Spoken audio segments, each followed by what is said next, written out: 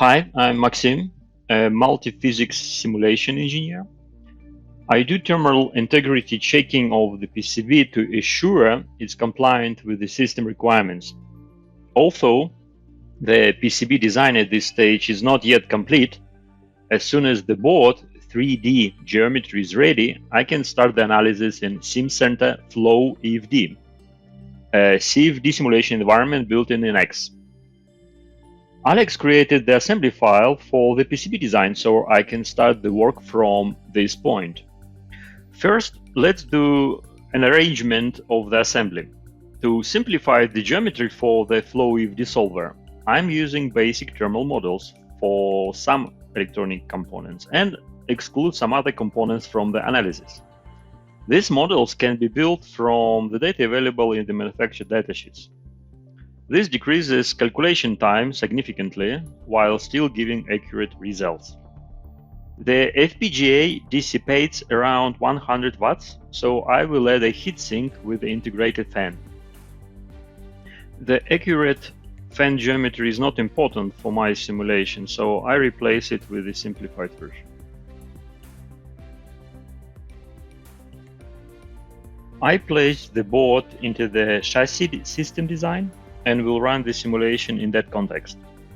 This is not absolutely required, but the simulation will be closer to the reality when run out on real design geometries. I have already have the Flow EFD project created for this standard chassis we used in other designs. Some of the input data like computational domain, materials, fans, and other already predefined for the chassis. For this case, I set up the transient simulation project where the physical time is taken into account. Our chassis is designed to work up to 40 degrees. So this will be the operating temperature for this simulation to test the worst case scenario.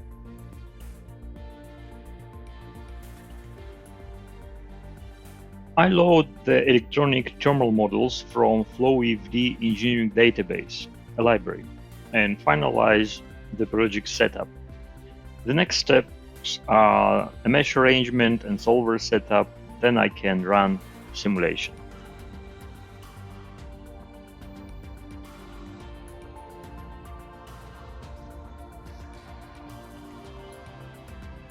Once it's complete, I can display the results. There are different techniques in FlowEFD to do that. For instance, I can display the plots of the temperature distribution or fluid velocity.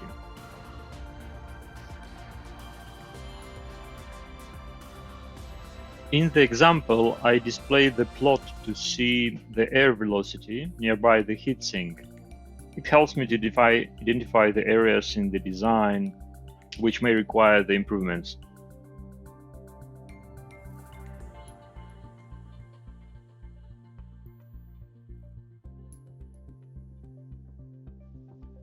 Now I check the temperature of the electronic components and the relevant chassis parts.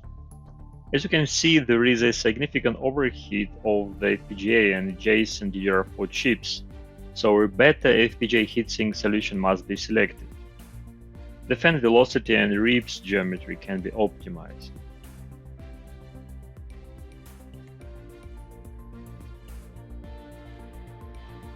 For the transient type analysis, I can create a video to see how the temperature change over the time in accordance to the power load. In the example, I create the video to cover the process within first 5 minutes of the load.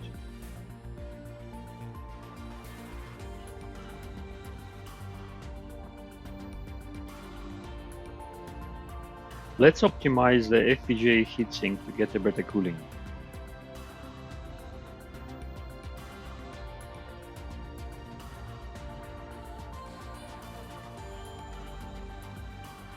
I can change the geometry without closing FlowEFD and return to the full assembly to rerun the simulation with optimized parameters.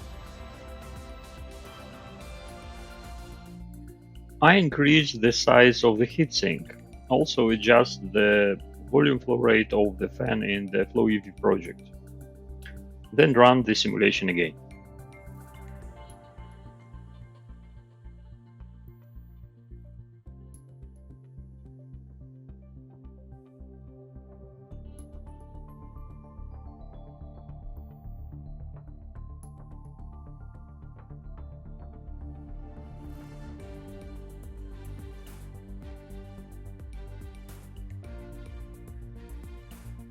Despite some overheating, this looks much better. I can compare the results from the different simulation runs side by side.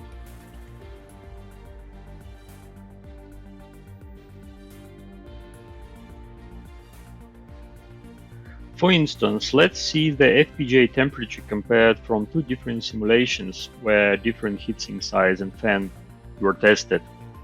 I can see from the report the proposed heatsink optimization decreases the FPGA temperature by 20 degrees.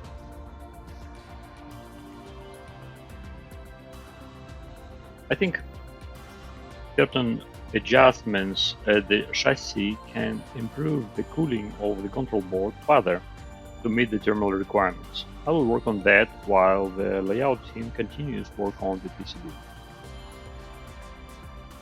Adding the heatsink impacts the current PCB component placement, which must be fixed in the mechanical and electronic views of the PCB design. I will make the change in NX and alert my colleagues to adjust accordingly.